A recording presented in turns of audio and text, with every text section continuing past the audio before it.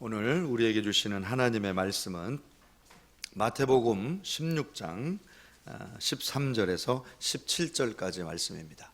마태복음 16장 13절에서 17절까지 말씀 제가 봉독해 올리겠습니다. 예수께서 빌립보 가이사랴 지방에 이르러 제자들에게 물어 이르시되 사람들이 인자를 누구라 하느냐? 이르되 더러는 세례 요한, 더러는 엘리야, 어떤 이는 예레미야나 선지자 중에 하나라 하나이다. 이르시되 너희는 나를 누구라 하느냐? 시몬 베드로가 대답하여 이르되 주는 그리스도시요 살아계신 하나님의 아들이시니이다. 예수께서 대답하여 이르시되 바요나 시몬아 내가 복이 있도다. 이를 내게 알게 한 이는 혈육이 아니요 하늘에 계신 내 아버지시니라. 아멘. 옛날에 한 수도사가 나귀를 타고 성지순례를 하고 있었다고 합니다. 근데 날이 추워서 텐트를 치고 잠을 자려고 하는데 나귀가 머리를 텐트 속으로 들이밀면서 이렇게 요청을 했다 그래요. 주인님, 날이 추워서 그러는데 머리만 텐트 속에 넣고 잘 수 있을까요? 그랬더니 수도사가 허락해 줬다고 그럽니다. 그러자 잠시 후에 나귀가 다시 말을 하면서 주인님, 날이 너무 추우니 앞 발까지만 좀 놓고 잘 수 있겠습니까? 그랬더니 수도사가 그렇게 하라고 허락을 해줬습니다. 그랬더니 또 잠시 후에 나귀가 주인님 정말 추운데 제 몸을 다 텐트 속에 넣고 자면 안 되겠습니까? 그래서 수도사가 허락을 해줬답니다. 그랬더니 잠시 후에 나귀가 또 얘기를 하더랍니다. 주인님, 텐트가 너무 좁으니 나가주실 수 없겠습니까? 이 이야기에서 말하는 당나귀 모습이 우리가 주님을 모시는 우리 성도님들의 모습이 아닌지 이렇게 뒤돌아보게 하는데요. 여러분, 마귀는 조금씩 우리 마음을 파고들면서 예수님을 밀어내도록 유혹을 하고 있다는 사실을 기억하시기 바랍니다. 오늘 우리 성도님들은 마귀에게 틈을 주지 마시고 오직 주님을 주인으로 모시는 거룩한 성도들이 다 되시기를 주님의 이름으로 축복합니다. 오늘 우리가 읽은 본문 말씀은 베드로가 예수님 앞에서 신앙 고백을 드리는 장면인데요. 예수님은 제자들에게 사람들이 나를 누구라 하느냐 이렇게 물어보셨습니다. 그랬더니 제자들이 더러는 세례 요한, 더러는 엘리야, 어떤 이는 예레미야다, 선지자 중에 하나라고 합니다.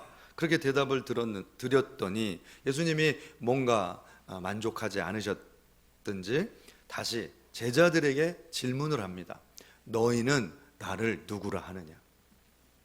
그때 베드로가 이제 그 유명한 신앙 고백을 하는 거예요. 주는 그리스도시요 살아계신 하나님의 아들이십니다. 이 고백을 듣고 예수님이 너무 기뻐하시면서 칭찬하시고 너 복이 있다 그러면서 천국 열쇠를 약속을 해주셨죠.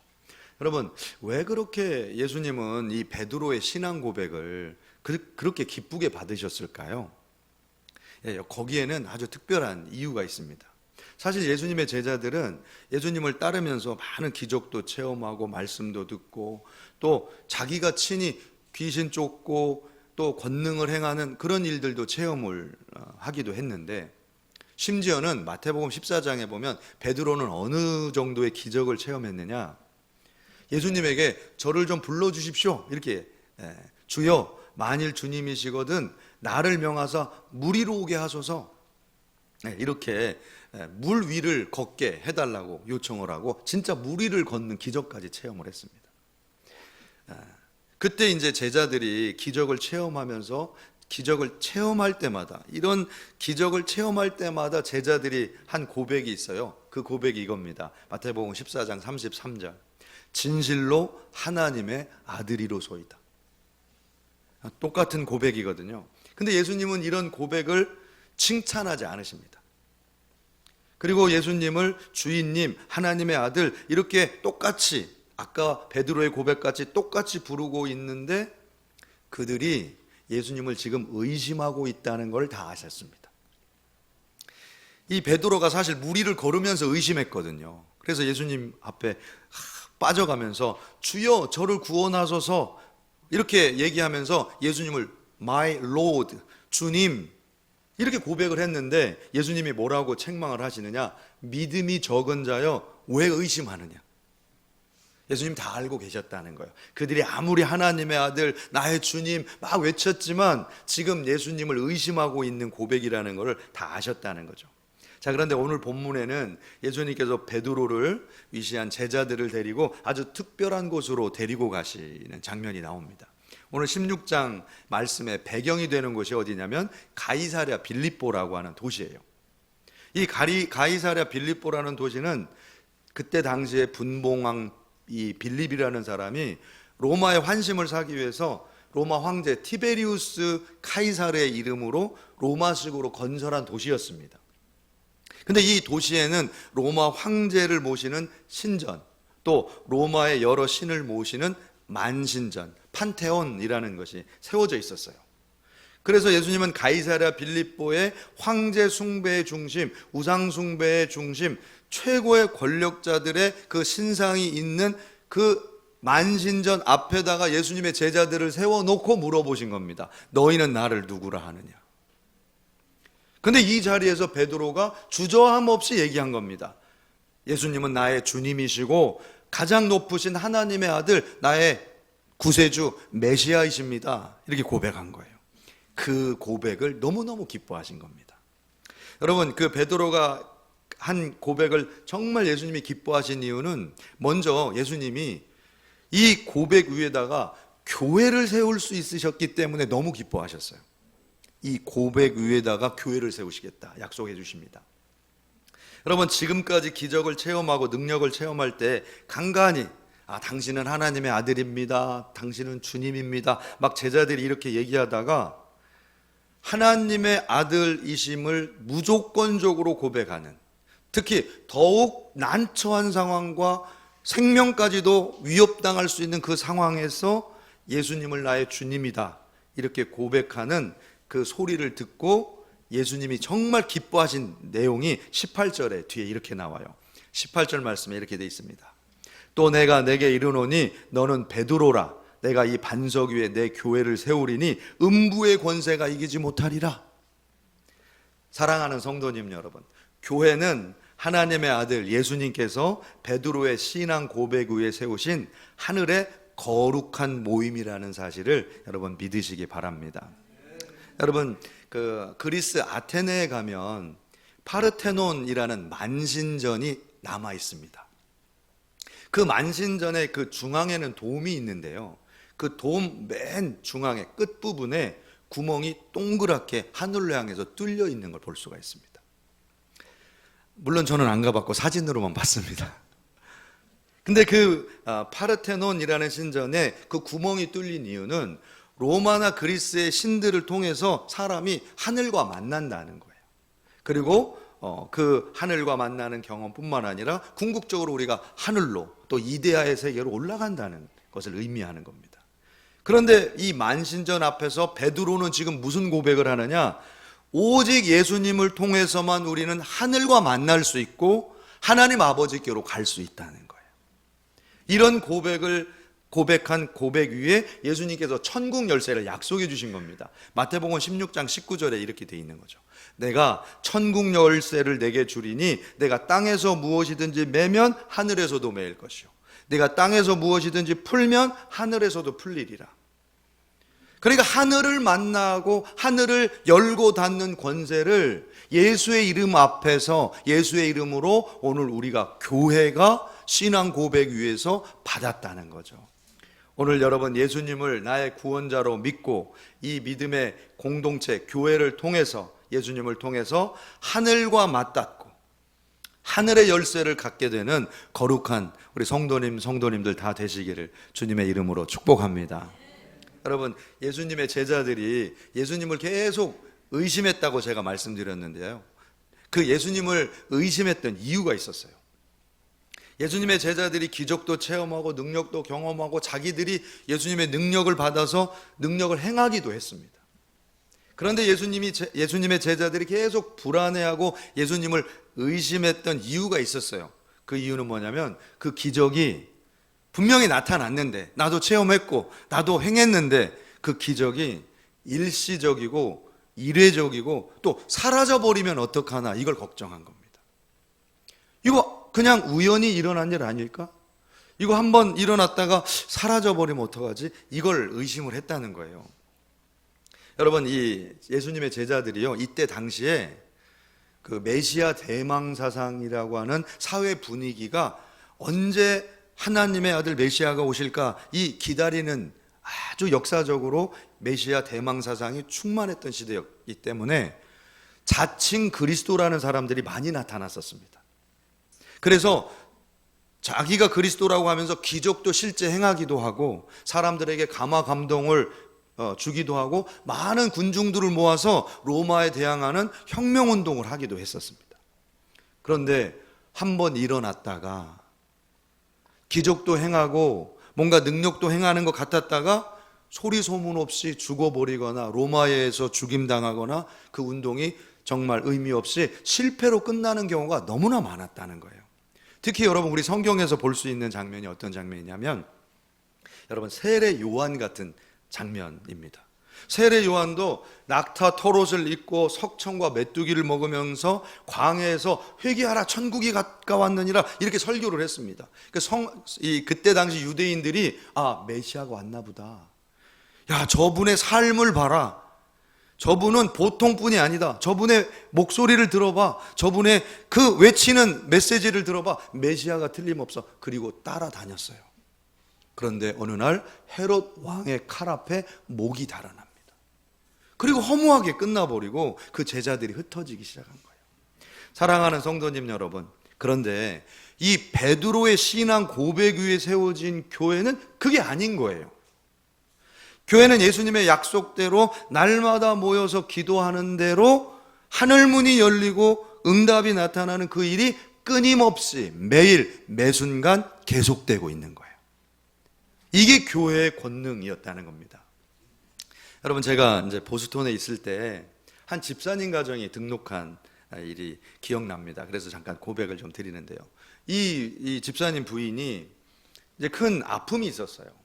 첫째 아이를 출산한 후에 둘째를 임신했는데 그 둘째가 정말 어렵게 된 겁니다. 그렇게 됐는데 상처를 가지고 자기 때문에라고 생각한 거예요. 그래서 다른 성도님들이 아기를 못 만지는 거예요. 왜냐하면 나 때문에 잘못될 수 있다는 죄책감이 막 있어서 그 우울감과 절망감에 빠져 있었어요. 그래서 온 교우들이 기도해주고 축복해주고 막 만나면 막 뭐 사주고 장어 꼬리 같은 거 구워서 주고 막 그랬어요.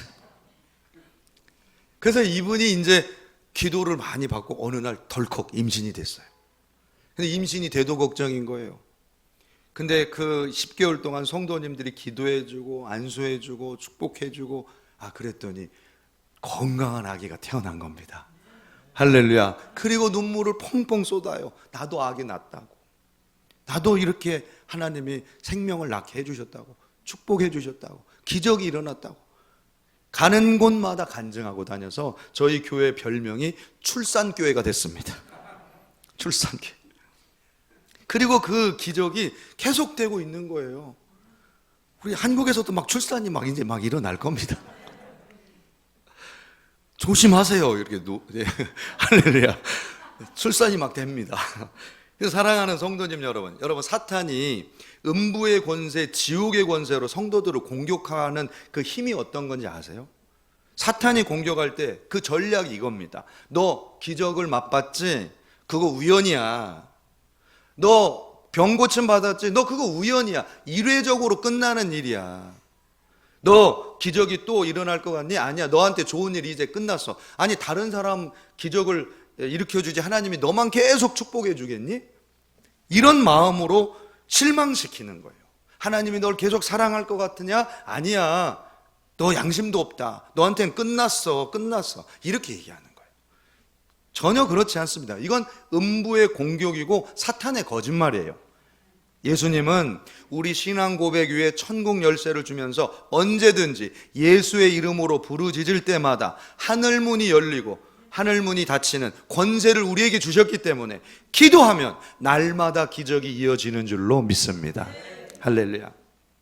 제가 20년을 목회하면서 하나님의 기적이 계속되는 것을 목격해 왔는데요. 정말 끊어지지가 않아요. 끊어지지가. 뭐 교회에 어려움이 있고 필요한 것이 있고 간절한 것이 있으면 그때마다 그냥 기도하는 거예요. 뭐 방법이 없어요. 기도하면 그 기적이 일어나요. 큰 문제가 오면 큰 기적으로 해결해 주세요. 작은 문제가 오면 작은 기적으로 해결해 주시고. 할렐루야.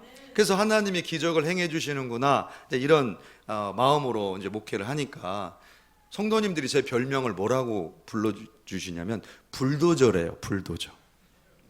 불도저래요. 여기 온 지 얼마 안 됐는데도 저보고 불도저라고 하시더라고요. 그래서 이제 불도저는 이렇게 막 나간다는 거잖아요. 좀 이게 약간 지능하고 약간 멀게 느껴지는 거죠. 약간 스마트하지 않으면서 그냥 뭐 밀고 나간다 이런 뜻으로 이렇게 하시는 것 같은데 오해입니다, 여러분. 제가 굉장히 스마트합니다, 제가. 왜냐하면 여러분 불도저 있잖아요. 제가 이렇게 건축 현장에서 이 중장비들이 막 일하는 거 보는 걸 제가 굉장히 좋아해요. 그 포크레인이 막 흙을 퍼가지고요, 덤프 트럭에다 흙을 담아서 딱 이제 날라주잖아요. 그래서 흙을 딱 쏟으면은 이 불도저가 싹 밉니다. 이걸 미는데 여러분 생각처럼 불도저가 막 밀고 가는 게 아니에요. 불도저가 얼마나 머리가 좋은지 몰라요. 갔다가 싹 뒤로 빠집니다. 그러니까 덤프 트럭이 흙을 준 만큼 밀지 그냥 밀질 않아요. 밀고 잘못되다가 떨어져서 큰일 나잖아요. 여러분 불도저는 이렇게 밀었다가 뒤로 싹 빠졌다가 왼쪽으로 갔다가 뒤로 빠졌다가 오른쪽으로 갔다가 뒤로 빠졌다가 굉장히 스마트한 겁니다. 덤프 트럭이 이 부어준 만큼 길을 내고 그 길을 내는 만큼 길이 생기면 진행하는 거예요. 사랑하는 성도님 여러분, 마치 이와 같이 우리 성도님들은요, 하나님께서 길을 열어주시면 앞으로 쭉 나가시면 돼요. 그리고 여러분 길이 막혔다, 길이 없어 보인다, 뭔가 두렵다 그러면 여러분 주저하지 마시고 조금 뒤로 물러나 보세요. 조금 뒤로 물러나 보면은 또 덤프 트럭이 흙을 갖다 주는 것처럼 뭔가 쌓이는 느낌이 올 때가 있어요. 그럼 오른쪽으로 한번 가보고, 아닌 것 같으면 살짝 뒤로 와보고, 다시 기도하고 고민했다가 하나님이 열어주시는 방향으로 조금 진행해 보세요. 하나님이 길을 만들어 주시고 만들어 주신 만큼 우리는 앞으로 가면 됩니다. 두려워하지 마세요. 그리고 이 불도저가 열심히 일하는 그곳이 이상하게 대로가 되고 길이 된다는 거예요. 사랑하는 성도님 여러분, 오늘 저와 여러분들이 하나님의 믿음을 가지고 날마다 기적이 체험되어지는 신앙생활 하실 수 있기를 주님의 이름으로 축복합니다. 그 다음에 예수님께서 베드로의 신앙 고백을 기뻐하셨던, 축복하셨던 이유가 있습니다. 예수님께서는 드디어 십자가에 대해서 말씀하실 수 있었기 때문입니다. 오늘 본문에 이어지는 21절 말씀에 이렇게 기록하고 있는데요, 이때로부터 예수 그리스도께서 자기가 예루살렘에 올라가 장로들과 대제사장들과 서기관들에게 많은 고난을 받고 죽임을 당하고 제3일에 살아나야 할 것을 제자들에게 비로소 나타내시니. 자, 이때로부터라고 되어 있는데요, 여기 헬라어 원어로 보면은 아포토테 에르사토 이렇게 되어 있어요. 그러니까 이때로부터 시작되었다, 이렇게 앞부분이 표현이 그렇게 되어 있어요. 이때부터 시작되었다. 뭐가 시작됐다는 거예요? 자, 여기서 에르소라는 단어는 시작하다 이렇게 번역을 할 수 있는데 원래 뜻이 어떤 뜻이냐면 통치하다, govern, run, 경영하다라는 의미가 있어요. 자, 그러니까 베드로의 신앙 고백으로부터 예수님의 십자가 이야기가 이제 하고 싶으셨던 말씀으로 주된 가르침이 됐다. 이제 예수님의 가르침이 전체가 십자가 얘기로 다스려지게 됐다. 십자가 얘기가 이제 시작됐다, 이런 얘기예요. 베드로의 신앙 고백을 예수님이 그렇게 기뻐하셨던 이유가 뭐냐면 이제부터 십자가 얘기할 수 있다는 거예요. 이제부터 내가 너희들을 위해 십자가를 지고 죽었다가 3일 만에 부활할 것이다, 이 얘기를 하신 겁니다. 여러분, 지금까지 예수님을 의심하고 있었던 제자들이 도무지 받아들일 수 없는 얘기죠. 십자가, 예수님이 죽는다, 3일 만에 살아나신다, 도무지 받아들일 수도 없고 불안해서 허락도 안 할 말입니다. 막 베드로도 그렇게 하지 말라고 그랬다가 예수님에게 혼나는 장면도 나오잖아요. 예수님의 그 제자들이 가뜩이나 의심하고 있는데 예수님께서 언급조차 못 하시다가 사도 베드로가 로마 황제 신전 앞에서 죽음을 두려워하지 않고 주님이 그리스도시고 하나님의 아들이라고 선포한 그 때를 포착하시고 이제 십자가 전할 수 있겠구나, 이렇게 얘기하신 거예요. 여러분, 사랑하는 성도님 여러분, 이 세상에 가장 강력한 로마 황제 숭배의 한복판에서 선포한 신앙 고백은 예수님의 십자가를 이해하는, 예수님의 십자가를 깨닫는 문이 되고 또 길이 됐다는 사실을 믿으시기 바랍니다. 여러분, 제가 보스턴에 있을 때 이제 교회를 딱 개척을 하고 이제 참 어려운 상황이었어요. 제가 여러 번 설명드렸는데 제가 그때 박사 공부하고 있었고 개척이 됐는데 신학교 기숙사에서 살고 있었는데 개척된 교회가 한 차로 50분 정도 운전을 하고 가야만 됐었어요. 그리고 새벽 기도로 가기 위해서 50분 가서 새벽 기도 1시간 인도하고 또 50분 운전해서 왔다가 수업 듣고 또 다 공부하고 페이퍼 쓰고 저녁에 성경 공부 인도하러 또 50분 나갔다가 들어오고 신방 있으면 한 번 더 나가고 그렇게 이제 그 목회를 시작하게 된 거죠. 그래서 막 너무 힘들다 이렇게 생각하고 있는데 저희 집사람이 꿈을 꾼 거예요. 그리고 저에게 얘기해 주는데 이렇게 얘기해 주는 거예요. 여보, 꿈에 우리가 깎아지르는 그 절벽에 좁게 나 있는 길을 걷고 있는데 한 발짝 한 발짝 제대로 걷지 않으면 막 그 깎아지르는 그 낭떠러지로 떨어지는 그 위험천만한 좁은 길을 우리가 걷고 있더라고. 그런데 예수님이 이렇게 말씀해 주시는 게 들리는 거야. 네가 이제야 좁은 길로 들어섰단다.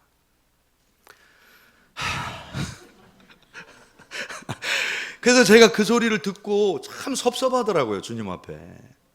아니, 왜냐면 제가 미국 오기 전에 여기 공주시 계령만 화한리에서부터 잠 못 자고 신혼 때부터 철야기도 하면서 전도하면서 목회 열심히 하고 부목사 거쳐서 또 그렇게 열심히 하고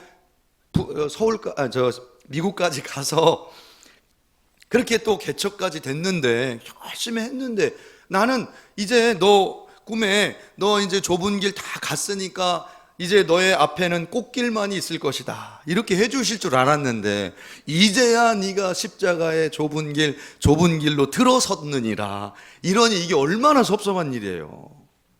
그래서 제가 주님 앞에 이게 뭡니까? 이제 이렇게 막 따지면서 기도하고 있는데 예수님이 이런 마음에 감동 주시는 거예요. 야, 세상 사람들이 고생 끝에 낙이다 이런 소리 하잖아. 나는 그렇게 얘기한 적 없어. 나는 고생 끝에 낙이다. 이거는 세상 사람들이 하는 소리고 좁은 길을 잠시 걷고 나면 넓은 길 나온다. 이런 얘기도 성경에 한 구절도 없다. 네가 생명의 길로 가려면 좁은 문으로 들어가고 좁은 길로 가야 된다. 성경에는 그 말만 있다. 진짜 찾아보니까 그런 거예요. 좁은 길 가고 나면 넓은 길 나온다. 십자가 길 걷다 보니까 꽃길 나오더라. 한마디도 없어요. 네가 생명을 얻으려면 좁은 문으로 좁은 길로 들어가라. 그 길은 협착하고 걸어가기가 좋고 찾는 사람도 없는데 넓은 길로 가면 그 길은 멸망의 길이다. 이렇게 돼 있더라고요. 오늘 예수님께서도 16장 24절에 이렇게 말씀하시잖아요. 누구든지 나를 따라오려거든 자기를 부인하고 자기 십자가를 지고 나를 따를 것이니라. 여러분, 이 세상 사람들은 자꾸 넓은 길로 가려고 그러는데요, 좁은 길로 가면 불편하고 불안하다는 거예요. 대로를 좋아하는 거예요. 조금만 불편한 일 생기면 뒤를 돌아봐. 어디 편한 길 없나? 어디 편한 길 없나? 왜 불편하지 내가? 왜 이렇게 내가 좁은 길에 이렇게 힘들지? 마치 말하고 있는 당나귀 같은 거예요. 주님, 절로 좀 가세요. 나 힘들어요. 근데 여러분, 좁은 길로 가야만 되는 이유가 있어요. 그게 뭐냐면 좁은 길로 가야만 예수하고 딱 붙어서 갈 수 있어요. 좁은 길로 가야 예수하고 딱 붙어서 가지. 여러분, 넓은 길로 가보세요. 예수 필요 없어요. 예수님이 저만치 있어도 아무 상관없어요. 여러분, 꽃길 가고 대로를 걷는 데는 예수님 필요 없어요. 내 힘으로 다 갈 수 있어요. 그래서 생명의 길로 가지 못하는 거예요. 내 길로 가다가 그냥 내가 옳대요. 내가 옳대. 나만 그냥 옳대요. 내 뜻대로 해달라는 거예요. 그러면 지옥이에요. 그걸 어떻게 바라봅니까? 지옥 가는 영혼 어떻게 바라봐요? 주님하고 가라고. 주님하고 좀 뭐 하자는 거예요? 돈을 달라, 떡을 달라. 그거 죽는다니까, 그 길로 가면. 사랑하는 성도님 여러분, 불도저가 위험하다고 생각하죠? 불도저는 안 위험해요. 그걸 부어주는 만큼 민다니까요. 정말 위험한 게 뭔지 아세요? 법규를 안 지키고 질주하는 스포츠카가 위험한 거예요. 대로를 달리는데 교통법규를 무시해요. 그리고 대로를 달려, 전속력으로 달려요. 자기 마음대로 달려. 그러면 사고 납니다. 제일 위험한 거예요. 제일 위험한 거. 사랑하는 성도님 여러분, 오늘 인생도 그렇고요, 신앙생활도 그렇고요, 더욱더욱 주님과 동행하셔서 조심조심 가실 수 있는 저와 여러분들 되시기를 주님의 이름으로 축복합니다. 다시 한번 말씀드릴까요? 16장 24절. 누구든지 나를 따라오려거든 자기를 부인하고 자기 십자가를 지고 나를 따를 것이니라. 여러분, 제가 처음 이제 예수님을 영접하고 신앙을 아주 깊이 체험한 곳이 어디냐면 군대였어요. 근데 군대에서 제가 주일마다 교회 나갈 수 있었는데 가장 이제 은혜되었던 그 찬송이 있었어요. 근데 제가 그 찬송을 들으면서 무슨 생각을 했냐면, 제가 과거에는 참 어두운 길을 걸었거든요. 제가 어두운 길 걸었다 그러는 거하고 제 머리 스타일하고 이렇게 비교하면서 조직 생활 하셨나? 이제 이런 상상도 하시는데 전혀 그런 건 상관없고, 어두운 길을 걷다가 이제 정말 예수님 믿고 딱 와봤더니, 이렇게 빛 앞에 서봤더니 제가 이뤄놓은 것도 없고 정말 제 자신이 한탄스럽고, 제가 왜 그렇게 시간을 낭비했는지, 왜 이렇게 내가 정말 무모한 인생을 살았는지가 정말 그 자책이 되면서 주님 앞에 그냥 울고 기도만 하고 하는 상황이었는데, 하나님이 찬양을 저에게 만나게 하신 거예요. 그 찬양이 그때 당시에 유명했던 호산나 찬양팀의 God will make a way라는 찬양이에요. 자, 그 찬양을 제가 소개시켜드리고 오늘 설교를 마치려고 합니다. God will make a way where there seems to be no way. He walks in ways we cannot see. He will make a way for me. 여러분 들어보신 적 있으시죠? 한글로 제가 잠깐 번역해 드릴게요. 하나님이 길을 만들어 주실 겁니다. 거기 길이 없어 보이는 곳에서 말입니다. 우리가 볼 수 없는데도 여러 방법으로 하나님은 길을 만들고자 일하십니다. 하나님은 나를 위해서 길을 만드실 것입니다. 하나님은 나의 안내자가 되시고 나를 주님의 옆구리에 꼭 안아주십니다. 매일매일 새로운 날에 사랑과 능력으로 안아주십니다. 하나님은 길을 만들 겁니다. 하나님은 길을 만들 겁니다. 기도하겠습니다. 전능하신 아버지 하나님, 감사하고 감사합니다. 오늘도 저희의 고백을 들어주시옵소서. 주는 그리스도시요 살아계신 하나님의 아들이로소이다. 이 고백 위에 교회를 세우시고 날마다 기적을 베풀어 주시며 예수 그리스도의 십자가를 증거하는 거룩한 역사를 허락하여 주옵소서. 예수님의 이름으로 기도드리옵나이다. 아멘.